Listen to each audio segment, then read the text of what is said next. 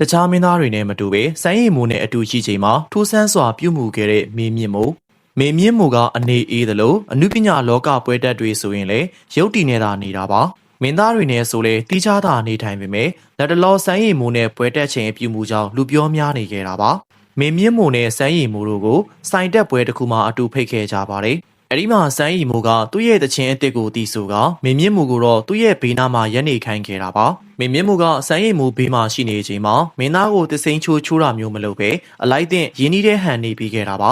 သူကိုယ်တိုင်ကအရန်ပြော့နေသလိုမြူးကြွစွာနေထိုင်နေသလိုတခြင်းဆိုခြင်းတရုပ်ဆောင်တာမျိုးလည်းလုပ်ပြီးခဲ့ပါတယ်ပရိသတ်တွေအနေနဲ့လည်းမင်းမြင့်မိုကတခြားမင်းသားတွေနဲ့မတူပဲဆိုင်းရီမိုနဲ့ရှိချိန်မှာပူပျော်နေတယ်လို့ခံစားရကလူပြောများနေတာပါဒါကြောင့်မို့လို့မင်းမြင့်မိုကဆိုင်းရီမိုပေါ်မှာမာနမကြည့်ပဲအလိုက်တဲ့နေပြီလို့ကြီးကျူးခံနေရတာပါမင်းမြင့်မိုကအောင်စမှုပေါ်မှာဆိုရင်လည်းယင်းနှီးစွာဆက်ဆံပေးတယ်လို့ဆိုင်းရီမိုပေါ်မှာလည်းယင်းနှီးစွာဆက်ဆံပေးပါတယ်ပရိသတ်ကြီးရောဆိုင်းရီမိုအပေါ်မင်းမြင့်မိုဆက်ဆံပုံကိုအမြင်လေးကိုပြောပြပေးခဲ့ပါအောင်ခင်ဗျာ